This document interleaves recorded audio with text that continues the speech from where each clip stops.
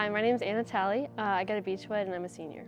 In my life, Young Life has really just given me a place to feel like myself.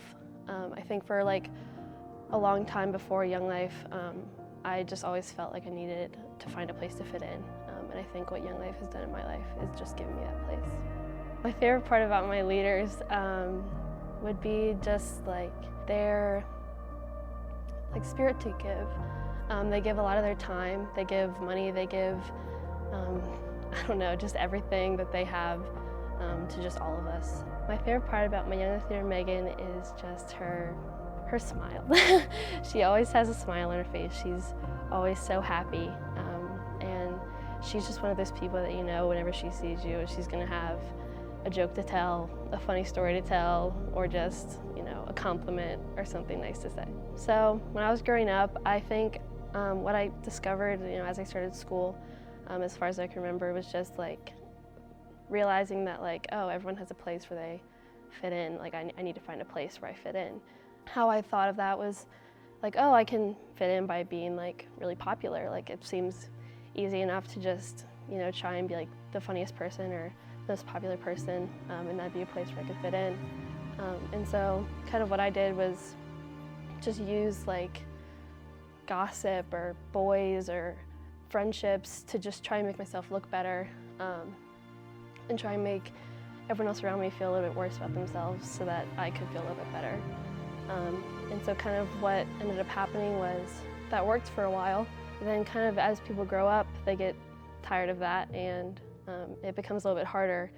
And so in middle school, I kind of just started to see that people were changing and people were finding their place, and I still, just like as things were changing, just didn't feel like I had anywhere to go.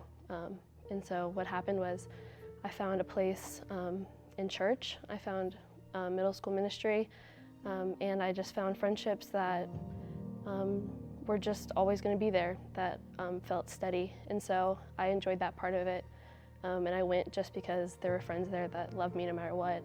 But what soon started happening was at school, things weren't really changing. I still didn't really feel like at school I had anywhere that fit in. I didn't feel like at home I had anywhere that I fit in. And so when my brother started going to Young Life, I saw that like there were all these friends that they had at school and outside of school, with leaders that were just like always amazing, and they were adventurous, and they were always doing fun things, and they were always had funny stories to tell about their friends. And so I was like, this seems like somewhere I want to be. And so I begged my brother and begged people I knew in Young Life to let me come as an 8th grader, and they eventually did. And so I was able to go and, you know, just make these friendships that I had longed for my whole entire life. And kind of as far as like my relationship with Christ went, was that at church I